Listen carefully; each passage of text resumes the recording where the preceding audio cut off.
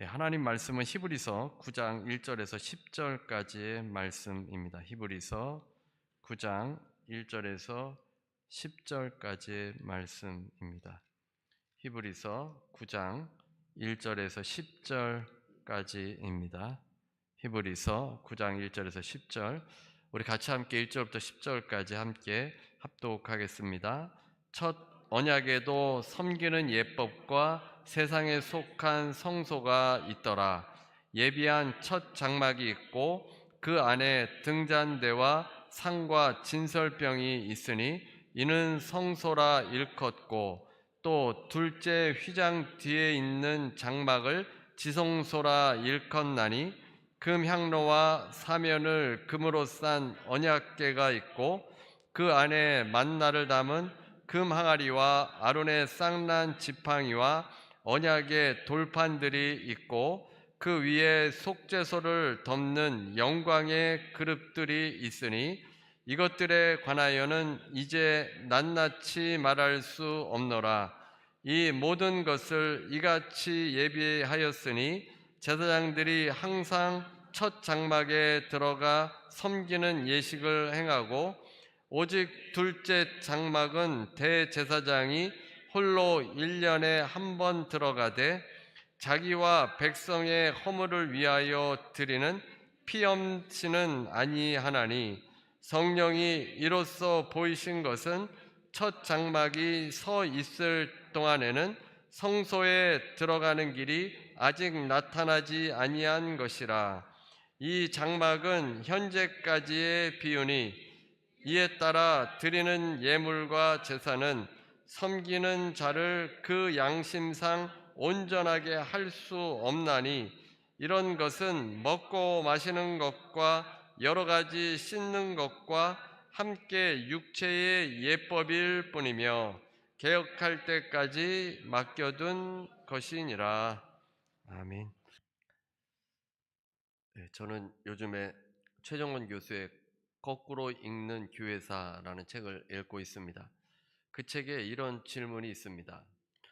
영국에서 킹 제임스 성경을 제외하고 가장 많이 재인쇄된 책이 무엇인가입니다. 성경이 가장 많이 재인쇄가 되었는데 그 킹 제임스 성경을 제외하고 다른 일반 다른 다 통틀어서 그 다음으로 잘 많이 팔렸던 책이 무엇인가라는 겁니다.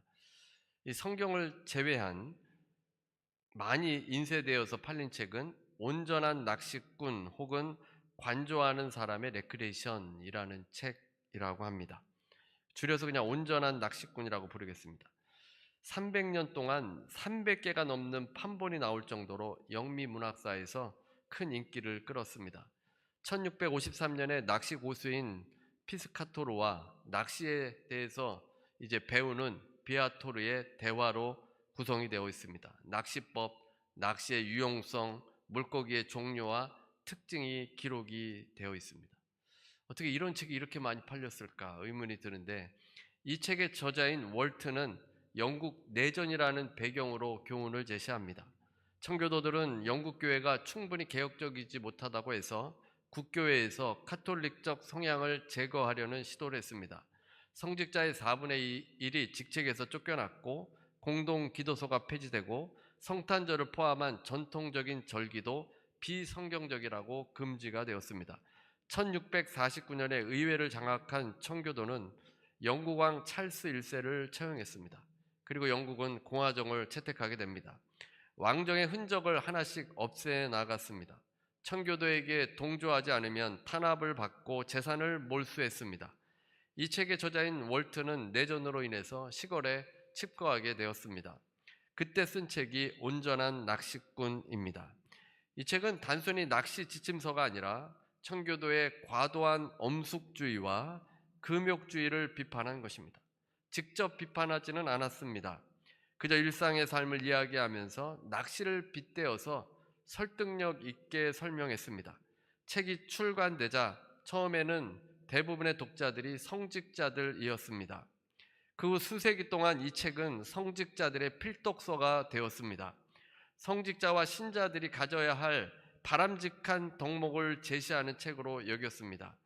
그는 부와 권력을 쥐고 탄압하는 청교도들을 비판하는데 온건하게 예의 바르게 풍자를 통해서 비난했습니다. 이 책 온전한 낚시꾼에서 낚시꾼이 된다는 것은 탐구, 사색, 관찰력을 기를 뿐 아니라 희망을 가지고 현실을 인내하는 사람으로 존재가 변화된다라는 의미입니다. 온전한 기독교인이 되는 것도 같은 맥락입니다. 이 책의 대화에서 양심을 괴롭히는 것만 아니라면 현실의 고난은 견딜 수 있는 고통이라고 보았습니다. 피스카토르는 마태복음의 산상수훈을 다시 회복해야 할 덕목으로 강조해서 마음이 가난하고 애통하고 온유하며 자비로우며 마음이 청결하고 평화를 사랑하고 의를 위하여 고난을 견디는 가치, 이 가치를 이야기했습니다. 성직자와 기독교인들이 생각해야 할 가치라는 것입니다. 온전한 낚시꾼에서는 온유한이라는 단어가 12차례 나옵니다. 땅을 잃고 유배돼서 살아가는 국교의 현실의 반영이라고도 읽을 수 있습니다. 종교 갈등으로 영국 국교회는 땅을 상실했습니다. 국교회는 땅을 어떻게 회복할 수 있을까? 산상수훈의 가르침대로 인내하는 온유한 마음, 자족하는 마음이 결국 땅을 회복하는 길임을 분명히 했습니다. 낙담하기보다는 침묵하며 때를 기다리라는 것입니다. 이 책은 이렇게 끝납니다. 덕을 사랑하는 모든 자들은 하나님의 섭리를 굳게 신뢰하고 침묵하며 낚시를 하라. 그 책의 마지막은 하나님을 신뢰하며 침묵하라는 겁니다. 하나님을 신뢰하며 기다리라는 겁니다. 이 책이 그렇게 오랫동안 사랑을 받은 것은 근대 유럽 사회는 종교적 분열로 인해서 소모적 갈등을 겪었습니다. 내전이 있었고 학살이 있었고 마녀 사냥 같은 부조리가 터져 나왔습니다. 그때 어떻게 해야 하는가? 사람들이 질문할 때 침묵, 인내, 온유를 강조하는 것은 낚시의 기술뿐만 아니라 정치와 종교 갈등에 대한 해결책이라고 본 것입니다. 예수님의 방법인 것입니다. 오늘은 우리 교회 창립 46주년입니다. 하나님께서 볼티모어 땅에 우리 교회를 세워주셨습니다. 교회가 이 땅에서 무엇을 해야 합니까? 하나됨을 지키면서 그리스도를 따라 인내와 온유로 살아가는 것입니다. 우리를 통해 그리스도께서 증거되도록 해야 합니다.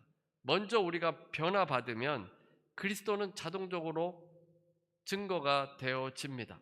그리스도께서 우리 안에 살아 계셔서 역사하시게 되어진다면 복음은 증거되어집니다. 교회를 오랫동안 지속하게 하신 이유를 깨닫고 교회의 목적을 이루어 가도록 해야 합니다. 하나님께서 하시는 일임을 신뢰하고 침묵하고 온유한 모습으로 살아가면 우리 주위가 먼저 변화되고 결국 세상이 변화되는 역사가 일어날 것입니다. 오늘은 개혁할 때까지라는 제목의 말씀으로 함께 은혜를 나누겠습니다. 요즘 메릴랜드 695 도로는 상당히 정체가 되고 있습니다. 아마도 키브리지가 무너진 이후에 뉴욕으로 올라가는 차들이 분산되지 못해서 그런 것 같습니다. 다시 복구하기까지는 많이 막히게 될 것인데 지난주에 엘리코시티를 다녀오면서 보니까 낮 시간에도 많이 막혔습니다. 그래서 로컬길로 돌아오는데 중간에 도로 공사를 하고 있었습니다. 공사를 해서 우회를 해야만 했습니다. 차가 더 정체되는 것처럼 보이는데 사실 공사는 더 원활한 소통을 위해서 공사하는 것입니다. 더 넓게 확장하려고 하고 있습니다. 공사를 위해서 필요한 차량을 세워놓기도 하고 임시도로를 만들기도 하고 우회 도로로 지시하기도 합니다. 공사하는 분들이 필요한 장비를 갖다 놓고 단계적으로 일을 진행하다가 나중에 완성이 되면 다 철거하게 됩니다. 다 완성이 되면 일을 진행하려고 세워두었던 것을 다 제거하게 됩니다. 오늘 본문은 히브리서에서 중요한 핵심 부분 중에 하나입니다. 하나님께서 이 세상을 사랑하셔서 인생들이 주님께로 나오는 프로젝트를 마련하셨습니다. 우리를 구원하기 위한 프로젝트입니다. 이 프로젝트는 단번에 하는 일이 아닙니다. 단계적으로 예비 단계부터 점점 진행되어야 했습니다. 인간의 삶을 통제하는 율법들이 필요한 때가 있었습니다. 예수 그리스도를 준비하는 단계들이 필요했던 겁니다. 주님 오실 때 구약의 제도들이 그 일들을 감당했습니다. 구약의 성막이 최종 단계가 아닙니다. 유대인들은 그것이 완성이라고 생각했습니다. 그러나 그것은 한시적이고 최종 계획을 보지 못한 것입니다. 히브리서 기자가 이것을 자꾸만 보여주려고 한 것입니다. 이 땅의 성막이, 이 땅의 성전이 다 끝난 것이 아니고 그 다음에 오는 실체, 예수 그리스도를 좀 보라고 자꾸만 이야기하고 있는 겁니다.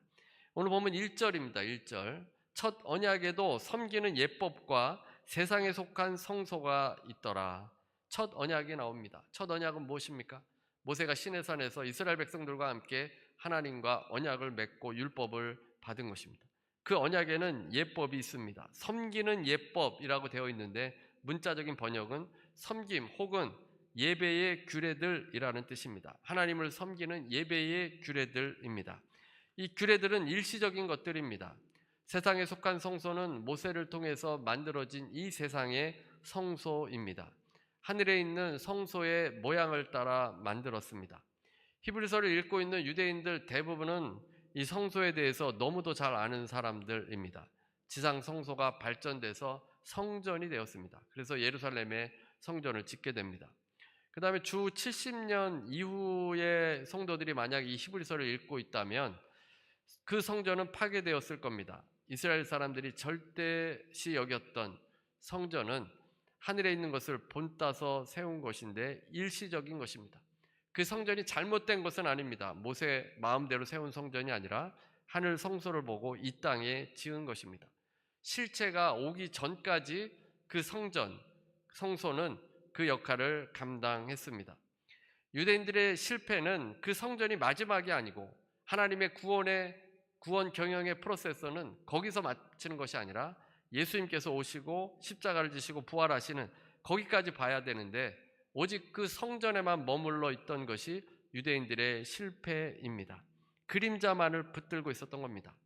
그러니까 도로를 이제 공사를 하게 되면 공사하기 위해서 우회 도로를 만들고 여러 가지 건물들도 세울 수 있는데 가건물을 세워서 그 공사를 하게 되는데 그것이 실체가 아니라 이제 공사가 다 완료가 되면 새로운 도로가 생기기도 하고 새로운 건물들이 생기기도 하는데 그것이 실체인 것입니다.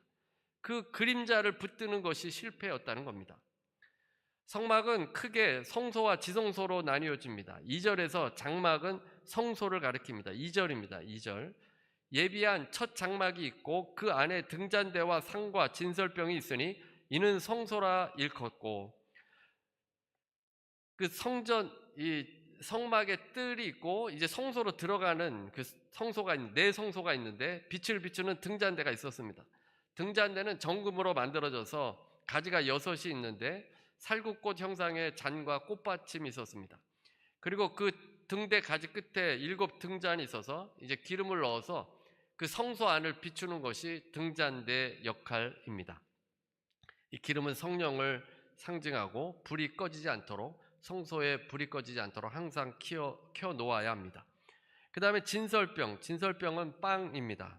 탁자 위에 빵을 올려놓는데 그 상은 조각목으로 만들어서 정금을 입혔습니다. 12지파를 상징해서 6개씩 2줄로 그 상에 빵을 올려놓았습니다. 이 빵은 하나님의 말씀을 상징합니다. 구약의 성막은 지금은 사용하지 않지만 하늘 성소를 보고 만들었기 때문에 그 의미를 우리가 아는 것이 유익합니다. 다 의미가 있어서 지성소까지 나아가는데 도움이 됩니다. 성령을 상징하는 등잔대가 있고 그 탁자 위에 상이 올려져 있는데 그 빵은 말씀을 상징합니다. 성령과 말씀이 성소에 있었던 겁니다. 그 다음에 3절입니다.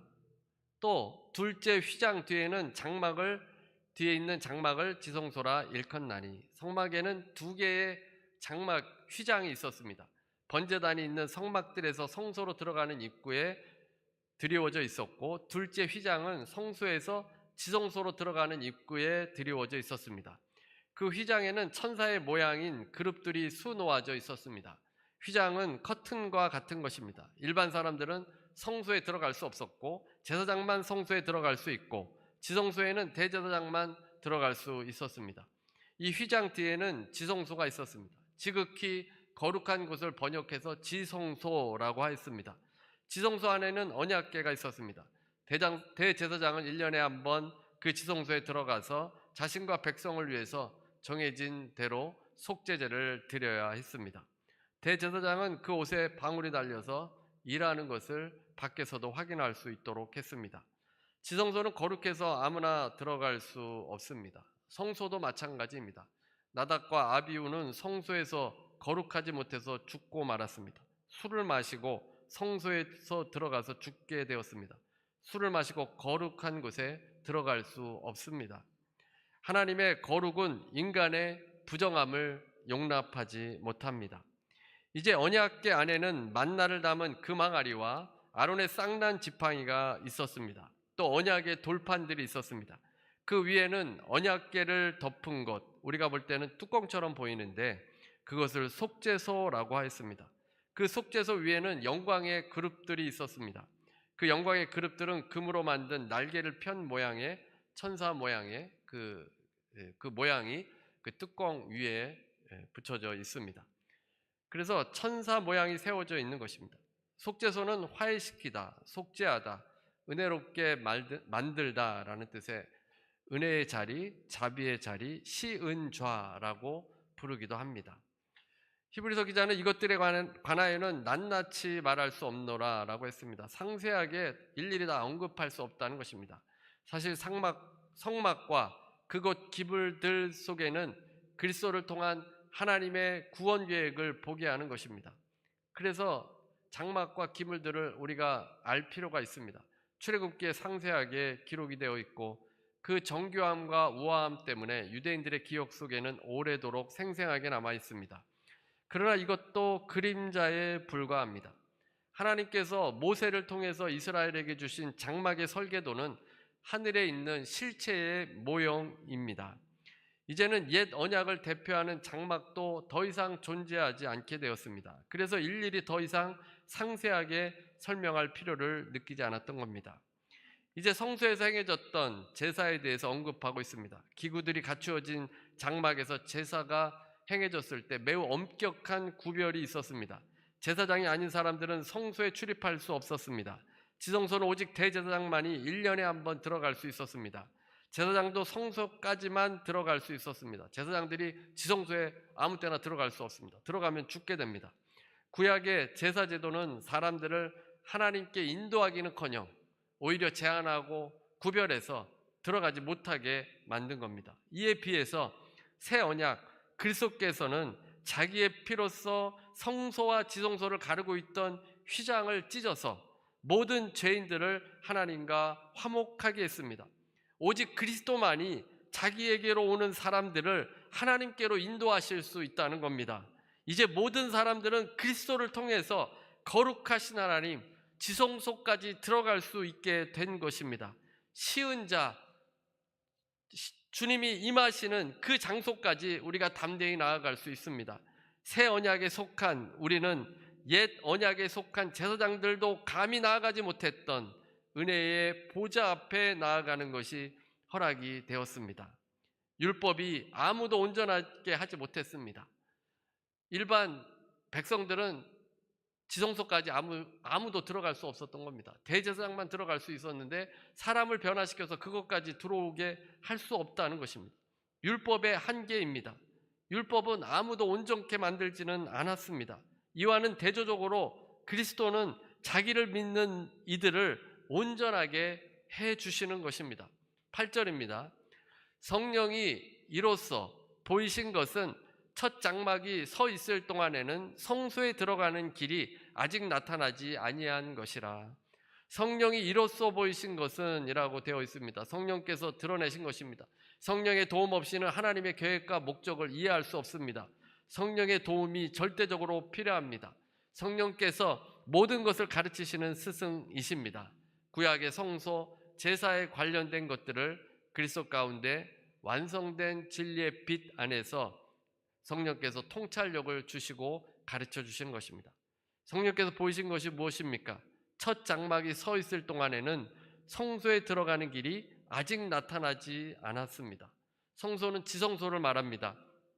이 지성소는 하늘 지성소인 하나님의 존전을 가리키는데, 옛 언약으로는 대제사장이 지성소에 한번 들어가긴 하지만 아직까지 하나님께 온전히 나아갈 수는 없었던 겁니다. 그리스도께서 오셔서 완전한 제사를 드린 후에야 비로소 그 길이 열렸습니다. 새 언약 아래에서는 하나님의 임재까지 들어갈 수 있습니다. 새 언약은 하나님께 나아가는 길을 열어주셨습니다. 그리고 예배 드리는 예배자가 바뀌게 되어집니다. 9절입니다. 9절. 이 장막은 현재까지의 비유니 이에 따라 드리는 예물과 제사는 섬기는 자를 그 양심상 온전하게 할 수 없나니. 옛 언약에 있는 장막은 비유입니다. 섬기는 자를 그 양심상 온전하게 할 수 없습니다.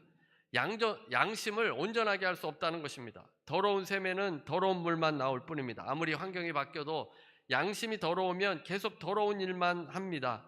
샘이 바뀌어야 합니다. 양심이 선해지면 선한 일을 하게 되어 있습니다.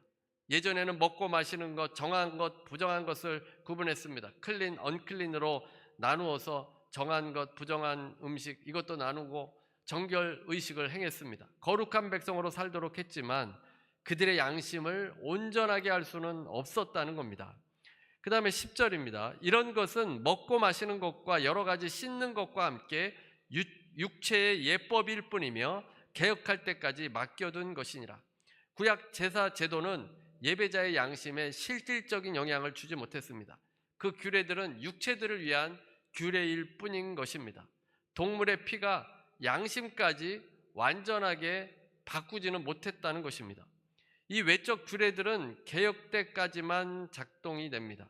새 언약, 그리스도를 통해서 이제 새로운 더 나은 이 구원으로 향하는 하나님께 들어가는 그 시스템이 되기 전까지만 이 외적인 규례들이 작동되었던 겁니다.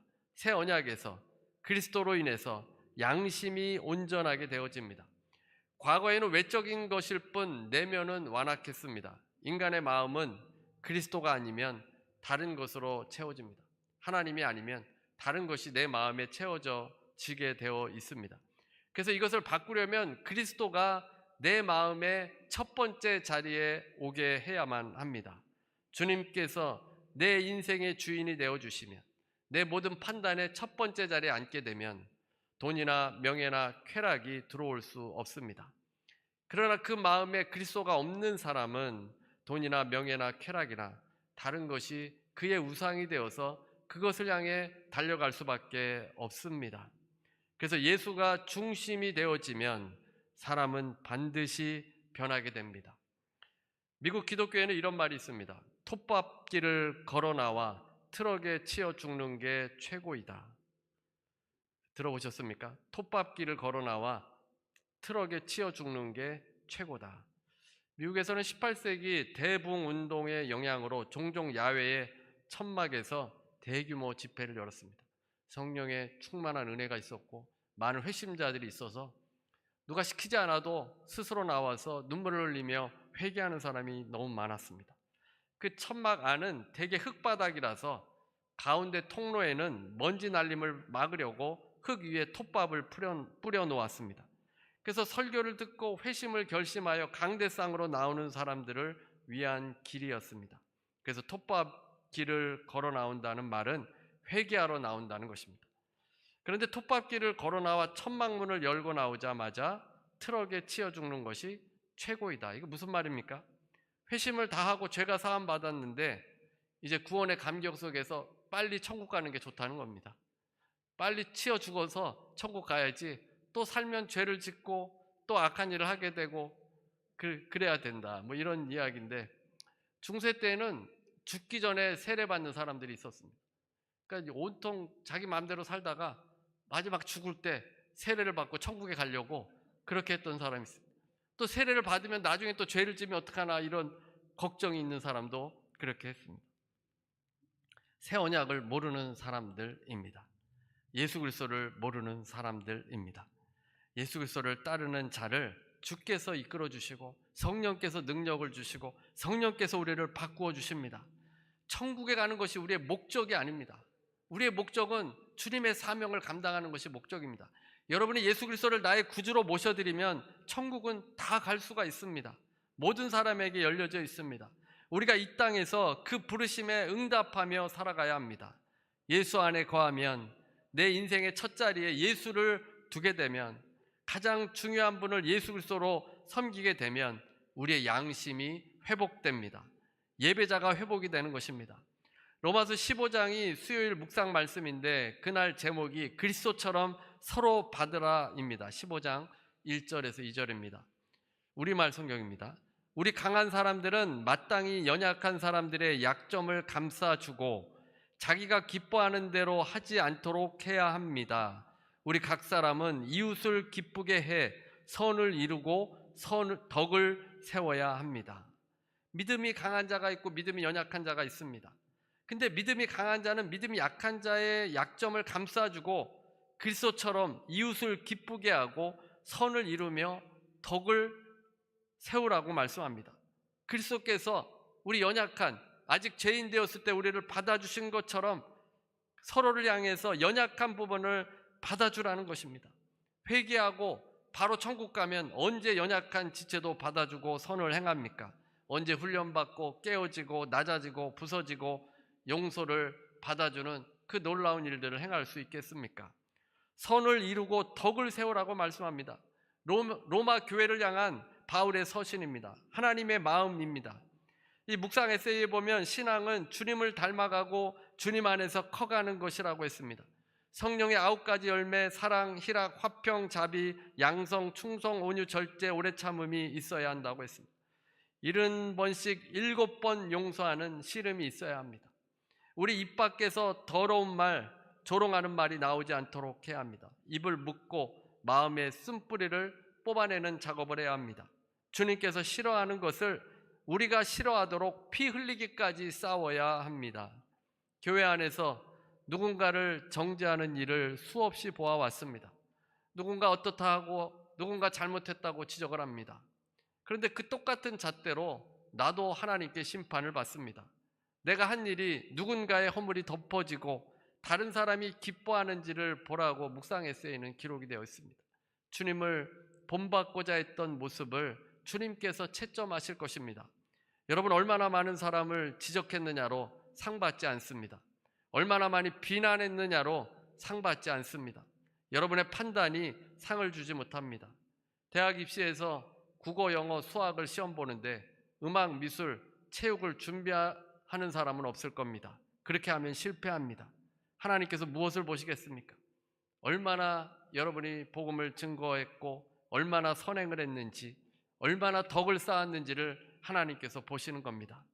구약의 옛 언약에서는 일어날 수 없는 일들입니다. 양심이 변화되지 않기 때문에 구약 때는 부정한 사람은 그냥 심판해 버렸습니다. 그 사람이 바뀔 가능성이 아무것도 없기 때문입니다. 광야에서 이스라엘이 훈련받을 때 하나님의 기적을 보았고 매일 하나님께서 만나를 내려주셨습니다. 그럼에도 이스라엘은 반역을 했습니다. 하나님의 질서에 도전장을 냈습니다. 모세와 아론에게 반역을 했습니다. 그들이 바뀔 여지가 없기 때문에 그냥 그들을 다 심판해 버리신 것입니다. 옛 언약이 지닌 한계입니다. 육체의 예법일 뿐입니다. 하지만 이제 개혁되어서 우리의 마음의 변화가 일어납니다. 양심이 회복이 되어집니다.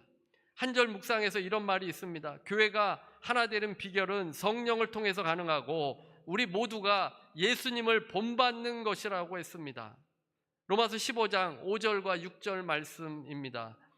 이제 인내와 위로의 하나님께서 여러분으로 하여금 예수 그리스도를 본받아 서로 같은 뜻을 품게 하시고 한 마음과 한 입으로 하나님 곧 우리 주 예수 그리스도의 아버지께 영광을 돌릴 수 있게 해주시기를 빕니다.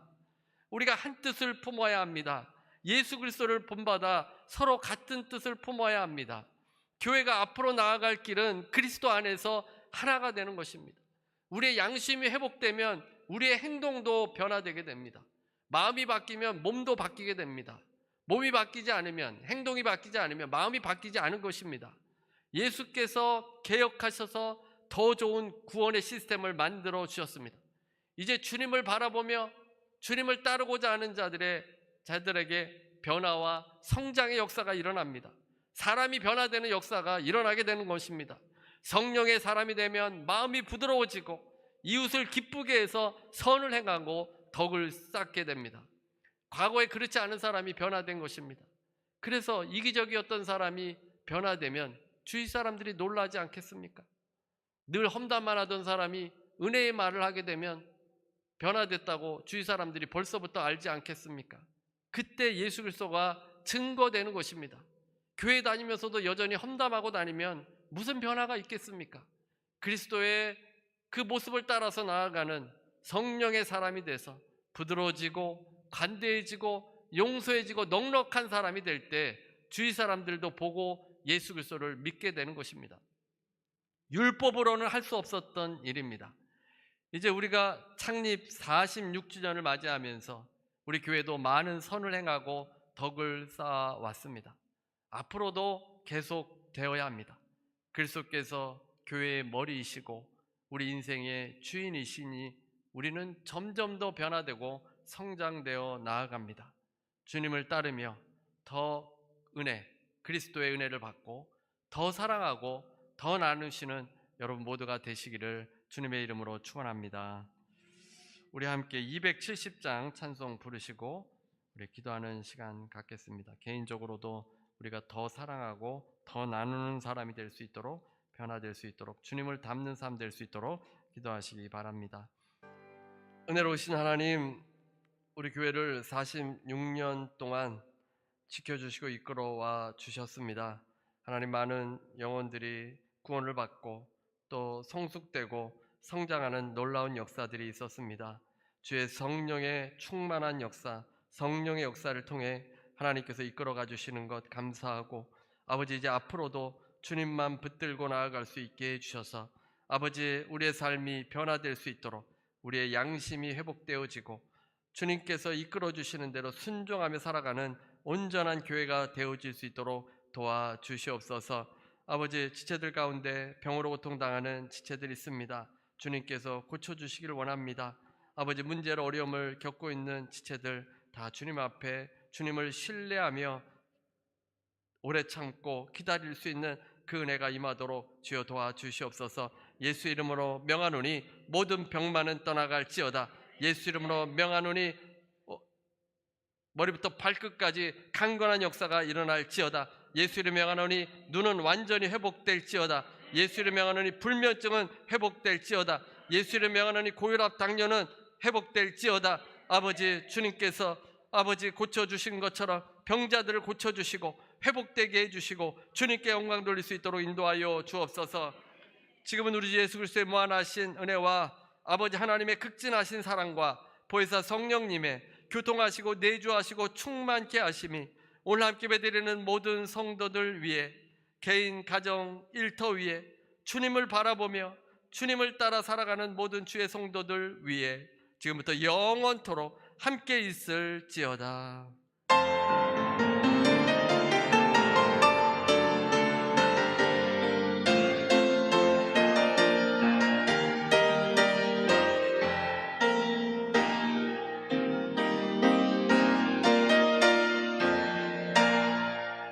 하나님께 감사의 박수 드리시겠습니다.